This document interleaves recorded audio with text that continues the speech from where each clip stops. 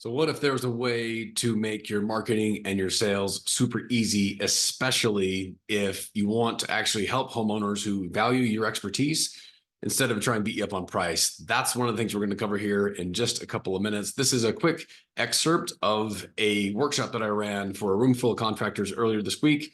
And this is one of the sections I just had to share with you to get you started on the right foot. So again, this is what we do this week. Every Thursday, live in this group, we give you some tools you can use to help you generate more leads, close more sales, improve your profits without spending extra time on marketing or advertising. So let's get into how we can help you do just that. And really, it's leveraging the power of your brand and building your brand in such a way that allows your marketing and sales process to become easy.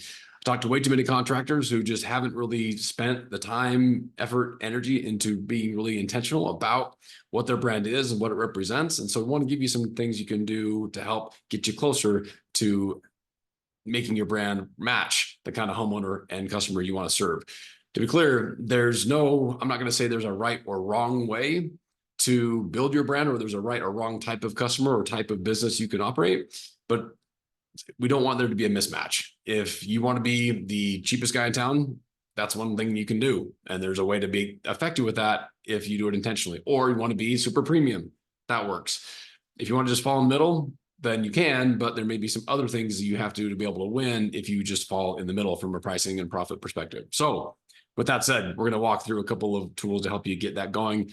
If you'd like a copy of the slides or the full recording, once I get it all produced and ready, just drop a comment brand down below and we'll get that over to you. I'm going to make it available for free for at least the next few weeks or so. Later on, we'll get it fully produced and made it so that it's something people have to pay for later. Not a lot, but just something to be able to make sure you get the full details. Again, if you want to get the stuff for free, just drop brand down below and we'll jump in. We're going to cover just a quick one segment of what we covered. Let's jump in and get going. All right. So like I said, we're talking about leveraging brand today. And there's a couple things I wanted to just show you in this section of what we covered on Monday. A couple things that we can look at on the screen. First of all, let's look at the left-hand side. When we think about these two different watches, both of them tell time and have very different ways they go about doing that.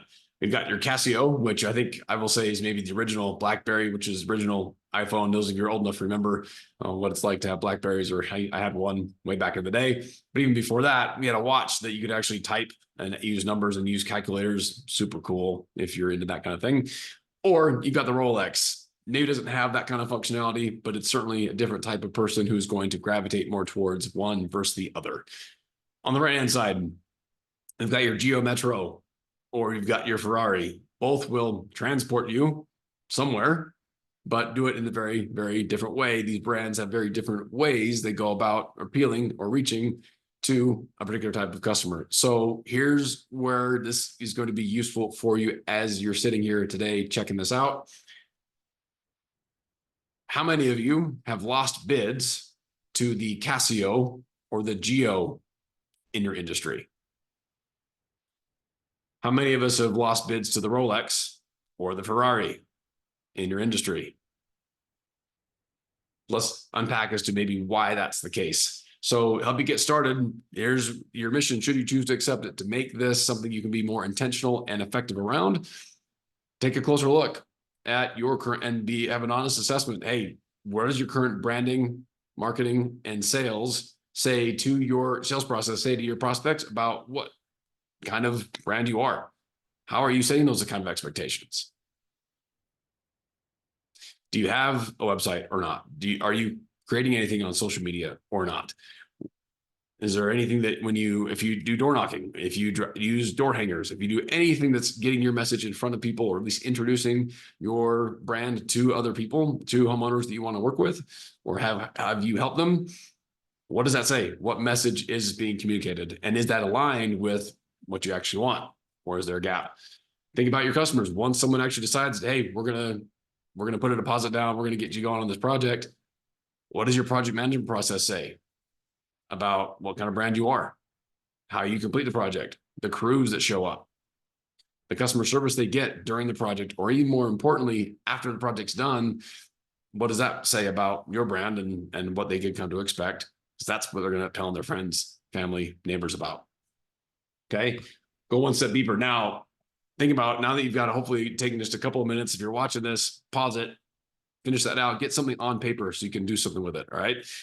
Now that you've gotten that done, let's take a look at, okay, what needs to change? Is there a misalignment with your current process? We'll just pick on the customer side for a second. If you're wanting to be a little bit higher premium and really work with homeowners that want the 7-figure home building, or they want to do an ADU, or they want to get the top of the line, high efficiency HVAC system, whatever the case may be, if you're trying to go towards that market, do your crews show up on time? Do they show up with uniforms on? Do they communicate ahead of time? Hey, we're an hour away. We're going to be there. We'll see you soon. Do they roll out the red carpet, as it were, when they show up for a job? Do they clean up? Do they leave any dust? I mean, what are all the kinds of things that a high-end brand should do when it comes to how they interact with your homeowners? Is that happening consistently? Can you count on it? Or are there some ways that this can be tightened up if that's the kind of message, the kind of premiums you're trying to command? Same thing goes the other way. I mean, are your vans wrapped? There's all these other different operational things that are a part of how you're going to be able to continue to get the type of customers that you want based on what your strategy is. So get these things down, get some things nailed out that you can go and change and implement. You don't have to do it all at once, but you got to do something.